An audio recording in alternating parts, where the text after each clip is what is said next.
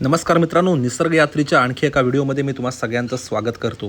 आज आपण आलो आहोत कोळंबे गावामध्ये. कोळंबे गावातील हे श्री नागेश्वराचं मंदिर आहे. कोकणामध्ये काही अशी मोजकी मंदिरे राहिली आहेत ज्या ठिकाणी पारंपरिक कोकणाची वास्तुशैली तुम्ही पाहू शकता. तर आपण आज या मंदिराचा परिसर पाहणार आहोत, आध्यात्मिक वातावरण अनुभवणार आहोत. त्याचबरोबर येथील जी वास्तुशैली आहे, वास्तुशिल्प आहे, काष्टशिल्प आहे, हे तुम्हाला मी या व्हिडिओच्या माध्यमातून दाखवणार आहे. चला तर मग पाहूया श्री नागेश्वरांचं मंदिर. मित्रांनो, मंदिराच्या सुरुवातीलाच हे जे भग्नावशेष दिसत आहेत, या ठिकाणी पुरातन एक विहीर होती. सध्या ही विहीर बुजलेली आहे. काही प्रमाणात आजूबाजूच्या झाडांची पडझड झाले. या खालच्या बाजूला त्या ठिकाणी विहीर आहे. जांभ्या दगडातील ही तटबंदी पहा. आजकाल आपल्याला जो चेहरा मिळतो त्याची साईज आणि त्या काळी असलेली चेहऱ्याची साईज पहा. पूर्वीच्या कारागिरांनी कशा पद्धतीने या चेहऱ्यांची रचना केली असेल, किंबहुना ते कसे उचलून ठिकाणी कसे लावले असतील, किती श्रम लागले असतील, हे आपल्याला या त्यांच्या साईजवरूनच कळतंय. मंदिराच्या समोर हा रंगमंच दिसतोय. या ठिकाणी गावाचे काही सांस्कृतिक कार्यक्रम असतील ते बहुधा या ठिकाणी सादर केले जात असावेत. आणि हा आहे मंदिराचा सुंदर परिसर.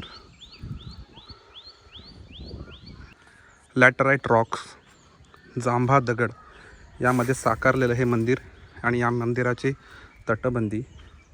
या ठिकाणी या प्रांगणामध्ये सुद्धा आपल्याला जांभा दगडच दिसतो आहे सर्वत्र. आणि ही सुंदर अशी मंदिराची वास्तू अतिशय कलात्मकतेने या ठिकाणी जांभ्या दगडामध्ये कोरीव काम केले आहे.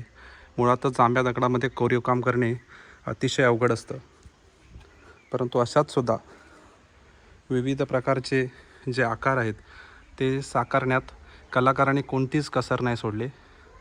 या ठिकाणी बघा, पूर्वीच्या काळी असलेल्या जी रचना आहे, म्हणजे कौलं ज्यावरती टिकून असायची ती रचनासुद्धा लाकडी आहे. आणि हे जे जॉईंट्स दिसत आहेत यामध्ये खिळ्यांचा वापर पण नाही केला आहे. कोकणातील पारंपरिक मंदिर शैलींचं हे महत्त्वाचं वैशिष्ट्य आहे की ज्या ठिकाणी अशा प्रकारच्या कमीत कमी खिळ्यांचा वापर करून त्या काळी आपल्याला कौलांसाठी ही रचना केलेली दिसते. मंदिरासमोर आपल्याला या सुंदर अशा दीपमाळा दिसत आहेत आणि या ठिकाणी जुने तुळशीचे वृंदावन दिसते. मंदिराच्या सभागृहामध्ये आपण प्रवेश करतोय आणि किती सुंदर आहे बघा. हा जो लाकडी खांब दिसतो आहे हा कशा पद्धतीने राऊंड शेप आहे, अतिशय उत्कृष्ट पद्धतीने हा या लाकडामध्ये साकारण्यात आला आहे. लाकडामधील बारीक कोरीव काम पहा. ही छोटी छोटी कमळ आहेत, ती सुद्धा कलाकारांनी आपलं किती कौशल्यपणाला लावलं असेल. असे सुंदर पिलर्स, 1 2 3, समोर चौथा आहे, इकडे 5वा आणि 6.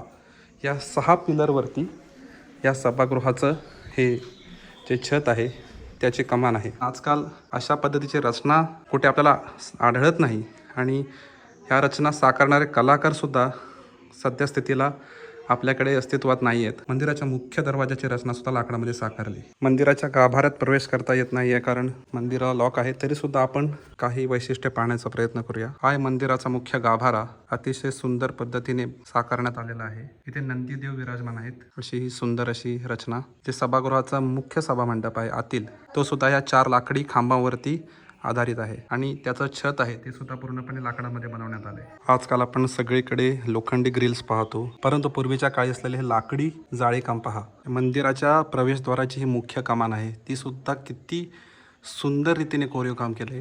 या ठिकाणी गणेशांची मूर्ती आहे. मंदिरामध्ये दर्शन घेऊन झालंय, अतिशय प्रसन्न वाटतं आहे. या सभा मंडपात बसल्यानंतर एक वेगळी ऊर्जा आपल्याला मिळते, एक चैतन्य आपल्याला जे आहे ते जाणवतं. मंदिराला लागूनच एका नदीचा प्रवाह संतपणे वाहत असतो. या ठिकाणी विविध जंगली झाडे आहेत. फणस असेल, त्यानंतर भेरली माड असेल, अशा विविध प्रकारची वृक्षराजी आपल्याला या देवराटीमध्ये सापडते. कोकणात अशी अनेक मंदिरे आहेत, परंतु या मंदिराने जे आपलं अस्तित्व, आपल्या संस्कृतीचं, वास्तुशैलीचं जे टिकवून ठेवलं आहे ते इतर मंदिरांनी सुद्धा टिकवून ठेवावं. आता ही काळाची गरज बनली. जीर्णोद्धार, रिनोव्हेशन या नावाखाली बऱ्याच कृत्रिम वस्तू वापरून, बऱ्याच ठिकाणी बरेचसे नवीन एलिमेंट्स वापरून जी आपली संस्कृती आहे ती कुठेतरी मागे पडत चालली आहे असं मला वाटतं. परंतु या मंदिराच्या काही अशा विशिष्ट गोष्टी आहेत, काही अशा विशिष्ट रचना आहेत, त्या तुम्ही पाहिलात तर तुम्हालासुद्धा वाटेल की आपली पुरातन संस्कृती, आपली पुरातन कला, वास्तुकला, शिल्पकला, काष्टकला ही किती प्रगत होती आणि किती सुंदर होती आणि ती आपल्या येणाऱ्या पिढीलासुद्धा ती पाहता यावी यासाठी अशा मंदिरांचं आहे त्या परिस्थितीमध्ये जतन करणं फार आवश्यक आहे. या ठिकाणी हा भव्य पिंपळाचा वृक्ष दिसतोय आणि इथे खास चौतारा बांधण्यात आला आहे. कधी काळी या पिंपळ वृक्षाचं फार मोठं आध्यात्मिक महत्त्व होतं असेल, परंतु सध्या हा दुर्लक्षित दिसतो. या ठिकाणी साफसफाई देखील झालेली नाही आहे. परंतु असे ठिकाणं जर योग्य पद्धतीने व्यवस्थित मेंटेन केली आणि ती जर पर्यटकांसमोर योग्य रीतीने मांडली तर निश्चितच या गावचा किंबहुना या देवस्थानाचा एक विकास होऊ शकतो, गावामध्ये रोजगार उपलब्ध होऊ शकतो. या ठिकाणी जांभळाचं झाड आहे, इथे आपल्याला पळसाचं झाड दिसतंय, पुढे भेरली माड दिसतोय.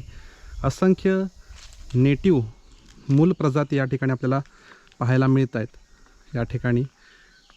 आणि हे देवाच्या नावाने राखलेलं जंगल आहे, म्हणून अशा पद्धतीने हे टिकून आहे. तर मित्र हो, आशा करतो की कोळपे गावातील हा नागेश्वर मंदिराचा व्हिडिओ तुम्हाला आवडला असेल.